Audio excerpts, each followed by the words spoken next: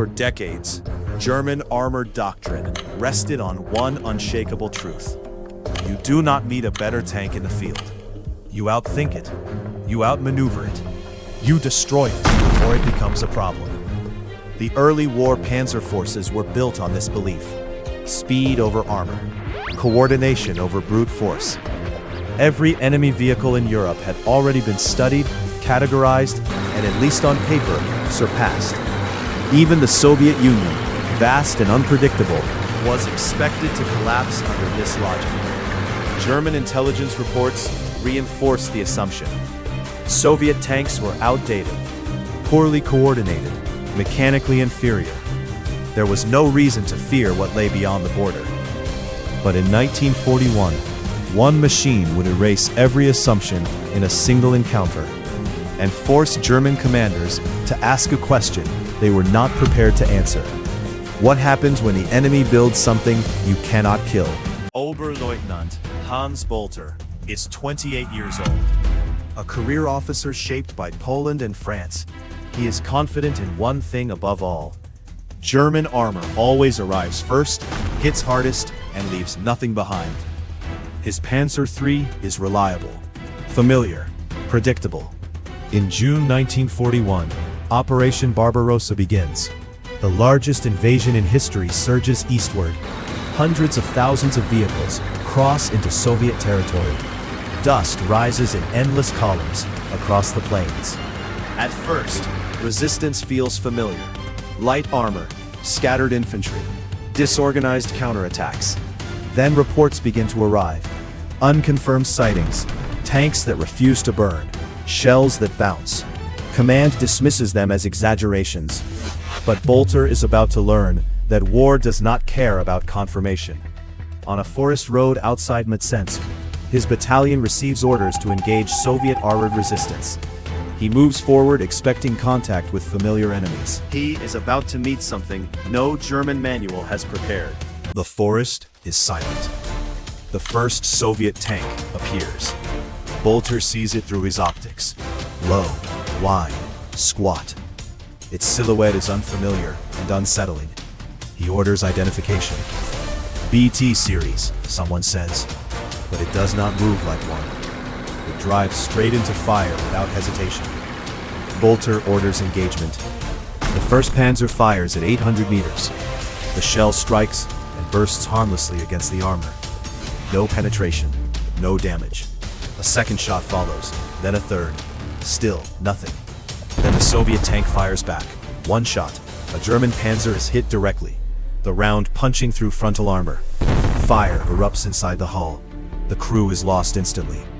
Bolter closes distance, 700 meters, 500, while the Soviet tank keeps advancing through fire, as if punishment means nothing. Hit it again, he orders, but every round fails to penetrate. Another Soviet shot destroys a second German tank. Panic spreads. Bolter feels something unfamiliar. Disbelief that German firepower no longer works. He orders a flank maneuver.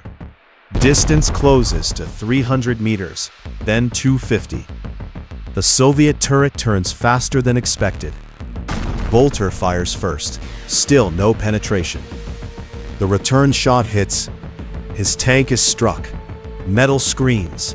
Instruments explode. The world shakes. He survives, but his formation collapses. One tank after another burns. The radio fills with chaos, then silence. And still, the T-34 moves forward, unstoppable. German doctrine collapses in real time. For the first time, Bolter hears the only order left: retreat. If you enjoy forgotten military history and battlefield engineering, subscribe to Untold Majesty. Bolter orders withdrawal, but even retreat becomes dangerous. The T-34 cuts angles, predicts movement, and closes escape routes through terrain, not speed alone.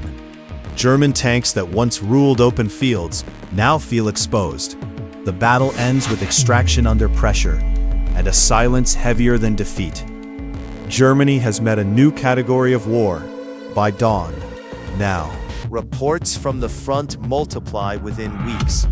Command initially refuses to believe them. Then, wreckage arrives.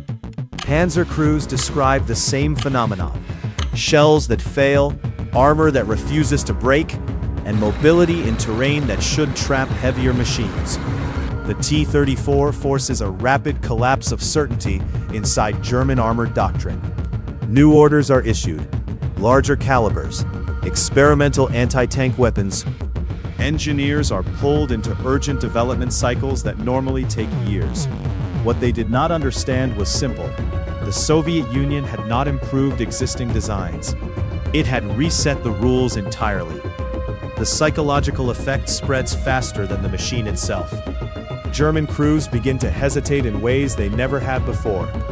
And hesitation in armored warfare is fatal. Hans Bolter survives the Eastern Front. But the war he entered in 1941 is no longer the one he fights. The Panzer III he once trusted becomes obsolete in real time. Survival depends less on doctrine and more on luck and improvisation. Across the front, thousands of encounters lead to one conclusion. The T-34 is not just a tank, but a turning point in industrial warfare. Many of the men who first faced it never returned. Historians still mark its arrival as one of the defining shocks of World War II armored combat. It did not simply defeat German tanks. It forced Germany to accept that superiority was no longer guaranteed. If this story moved you, hit the like button so others can discover it. Subscribe to Untold Majesty for more forgotten military history. Drop a comment with your city and share if someone in your family served. Thank you for ensuring that Oberleutnant Hans Bolter and the men who faced the T-34 are not lost to silence.